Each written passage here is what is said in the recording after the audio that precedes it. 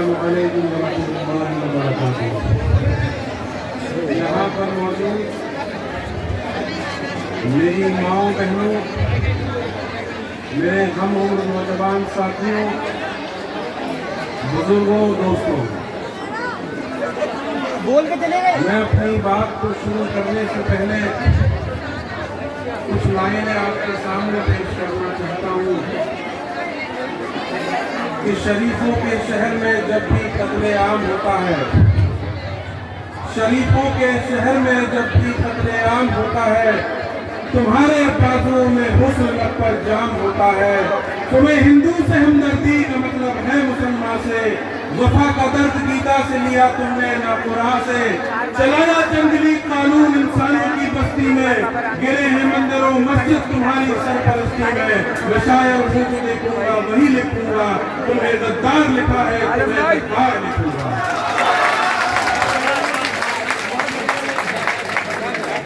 शाहीन बाग की मेरी माओ बहनों, जिस तरह एक बेटा अपनी माँ के दूध का कर्ज अदा नहीं कर सकता इस दुनिया में जीते जी, इसी तरह इस मुल्क का बच्चा बच्चा आपका कर्ज अदा नहीं कर सकता। आप यकीन जाने,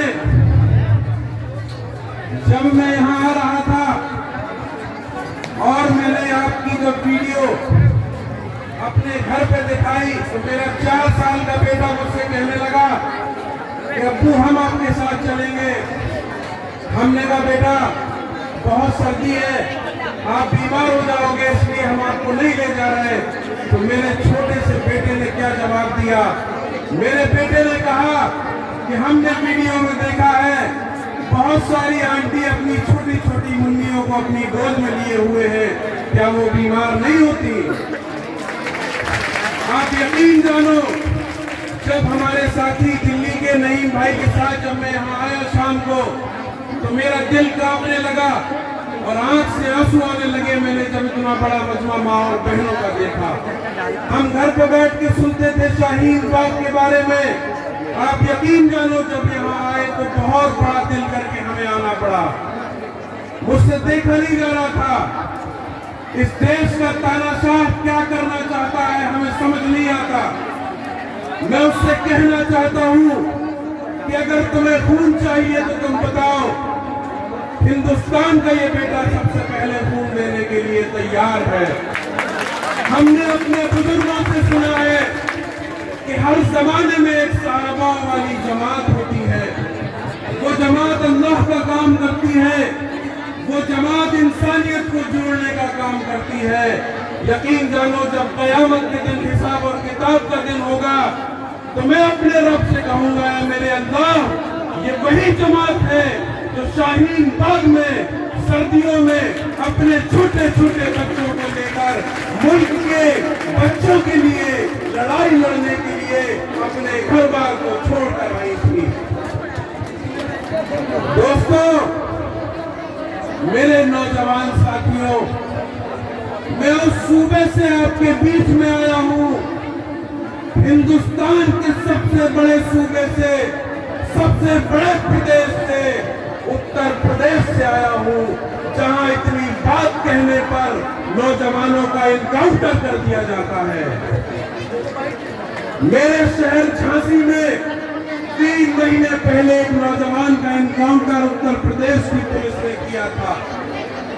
उसका भी गुनाह यही था, उसने सरकार के खिलाफ आवाज लगाई। और आप यकीन जानो, हो सकता है कल हमारा भी एनकाउंटर कर दिया जाए। ये सरकार बेदर्द सरकार है, इनके दिलों में दर्द नहीं है, इनके दिलों में बीवी बच्चों का दर्द नहीं है, क्योंकि इन्होंने शादियां नहीं की। जब शादियां नहीं की तो बच्चे नहीं, और बच्चे नहीं तो इनके दिलों में दर्द नहीं है। हमने अपनी आंखों से देखा, जामिया के अंदर घुस कर हमारी बहनों के हॉस्टल में पुलिस ने जो काम किया, शर्म आती है हमें। आप जानते हो प्रधानमंत्री क्या होता है, आप जानते हो वजीर आजम क्या होता है, जो हैसियत आपके घर में आपके बाप की होती है, वही हैसियत इस मुल्क के, इस हिंदुस्तान के वजीर आजम नरेंद्र मोदी की है। क्या एक बाप अपने घर में कत्लेआम करा सकता है? आपको फैसला करना है। दोस्तों, मेरी माँ बहनों, आपने जो कदम उठाया है, आपने जो चिंगारी जलाई है, ये आज पूरे मुल्क में जलना शुरू हो गई है। आज हमने देखा कि लखनऊ में भी कुछ हमारी बहनें पर्दा नशी पहने जाकर लखनऊ घंटा घर पे बैठी हैं और पुलिस ने उनको रोकने की कोशिश की, लेकिन वो नहीं रुकी, क्योंकि ये वो जज्बा उनको आपने दिया है, और जिनको वो जज्बा आप जैसी माओ बहनों से मिले वो कभी हार नहीं सकती। उनके दिलों से मौत का खौफ निकल जाएगा। हमने देखा है, हम बचपन से आज तक बड़े किस्से सुनते थे आजादी के, जंगे आजादी के। आप जानो, आज अपनी आंखों से देख लिया।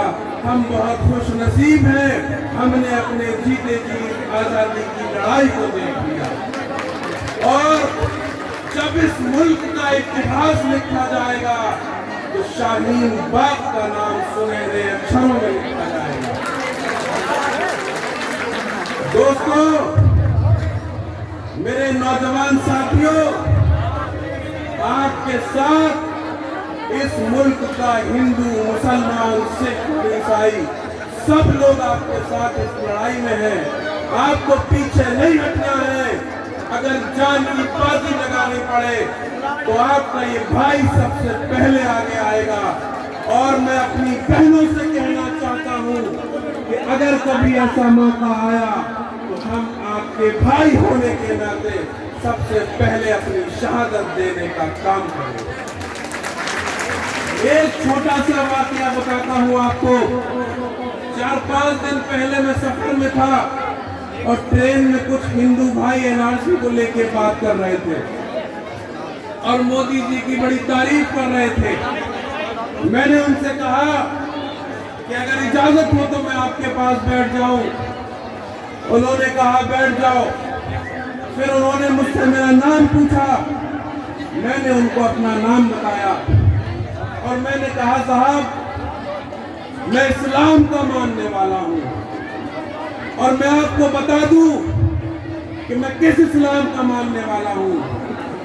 मैं उस इस्लाम का मानने वाला हूँ जो इस्लाम कहता है कि मरने के बाद जब हमसे हिसाब और किताब होगा, जब हमारा अल्लाह हमसे हिसाब और किताब लेगा और हमसे कहा जाएगा कि तुमने फलाने दिन तुम्हारे बच्चों ने खाना खाया और तुम सो गए थे और तुम्हारा पड़ोसी भूखा सोया था, जिसकी पकड़ तुमसे की जाएगी। मैंने कहा, मेरे भाई, इस्लाम ने ये नहीं कहा कि तुम्हारा मुसलमान पड़ोसी, बल्कि इस्लाम ने कहा कि तुम्हारा पड़ोसी। तो उन्होंने कहा कि आप कहना क्या चाहते हो? हमने उनसे कहा कि हम आपसे छोटी सी बात कहना चाहते हैं कि इस देश की जो सरकार है, जिसकी बात आप कर रहे थे, नरेंद्र मोदी और अमित शाह, हमने कहा ये क्या चाहते हैं? ये नफरत की राजनीति कर रहे हैं। और हमने कहा शायद आपको अभी समझ में नहीं आएगा, क्योंकि आपकी आंखें हिंदू और मुसलमान की नफरतों में बंधी हुई है।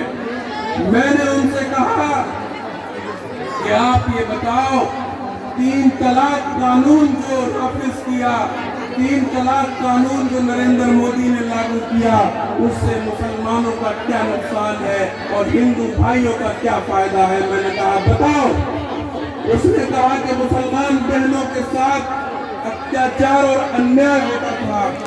तो मैंने कहा, इस देश का प्रधानमंत्री नरेंद्र मोदी जिसकी तुम बात कर रहे हो, उसने अपनी बीवी को बिना तलाक के छोड़ दिया। ये कैसा इंसाफ है? बहुत बढ़िया। उन्होंने अपनी पत्नी को देश के लिए छोड़ा। मैंने कहा, क्या उनको सपने आते थे कि वो देश के प्रधानमंत्री बनेंगे? उन्होंने अपनी पत्नी को तो कई साल पहले छोड़ दिया, तो वो चुप रह गए।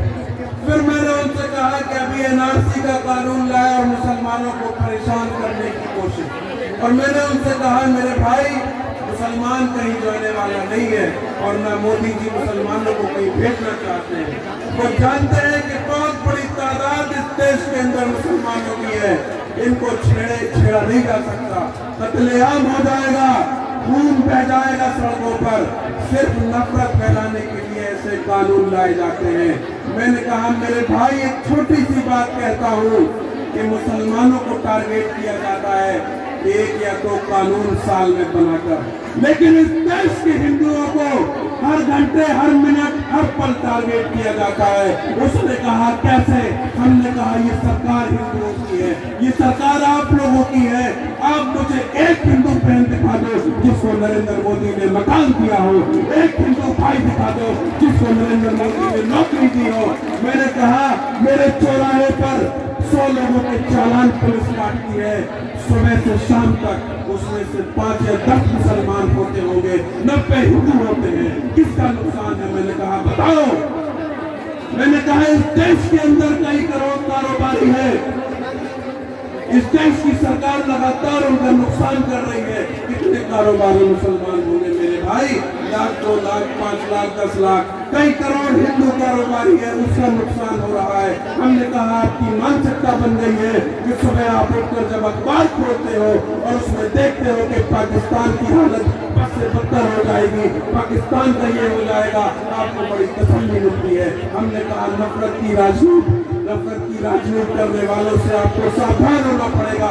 आपको हिंदू और मुसलमान की नफरत से निकल के बाहर आना पड़ेगा, वरना आपकी आने वाली नस्लें आपके दामन पकड़ेंगी। आपको मिलने वाला कुछ नहीं है। हमने कहा पाकिस्तान बाहर में जाए, पाकिस्तान में आग लगे, हमें क्या लेना देना? हमें नौकरी चाहिए, रोजगार चाहिए, शिक्षा चाहिए, स्वास्थ्य चाहिए। जो मेडिकल की सर्विसेज, जो मेडिकल की सेवाएं 20 साल पहले थी, वही सेवाएं आज हैं।